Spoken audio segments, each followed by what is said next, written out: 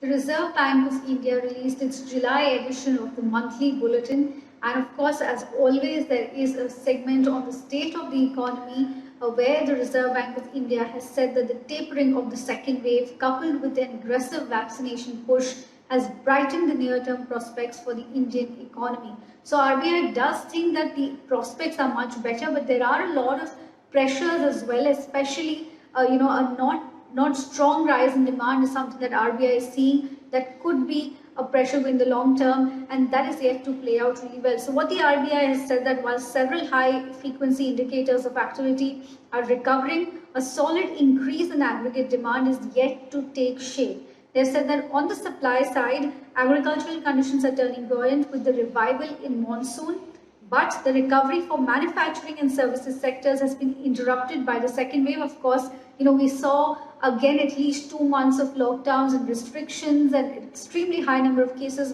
A severe second wave is what India witnessed, which definitely impacted the manufacturing sector. Restrictions are easing now, so of course we will have to see RBI's commentary on how things are looking like going forward. But manufacturing has definitely been impacted by the second wave and the lockdowns. RBI said that a pickup in inflation is driven largely by adverse supply shocks and sector-specific demand-supply mismatches that were caused by the pandemic. These factors, though RBI believes, should ease over the year as supply-side measures take effect. They've also said that the economy had seen really good momentum in the second half of FY21. After the first wave, we saw pent-up demand working for the economy. There was a lot of growth coming in, and also specifically because cases were, of course, not as high as what we saw in the second wave. So that sort of momentum, RBI is saying that the economy is currently struggling to regain that recovery momentum that was seen in the second half of FY21. And that's also because of the elevated international commodity prices. That is also weighing in, specifically crude, RBI has mentioned, because that is imparting cost push pressures across various levels of the economy. So RBI has said that even with a 9.5% growth in GDP in FY21, there will be substantial slack in the economy. Demand pressures may take some more time to become evident. Now, the Reserve Bank of India has also spoken about recent developments in the monetary policy transmission in India.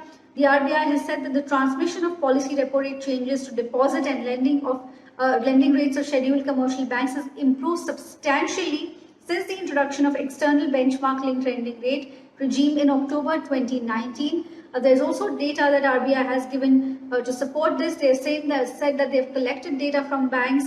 It suggests that the share of outstanding loans linked to the external benchmark in total floating rate loans has increased from as low as 2.4% in September 2019 to 28.5% by the end of FY21. So they've said that the adoption of external benchmark-based pricing of loans has strengthened market impulses for a quicker adjustment in deposit rates. And they've also said that further, a combination of surplus liquidity conditions amidst weak credit demand has enabled banks to lower their deposit rates. So this is the overall view that RBI has given.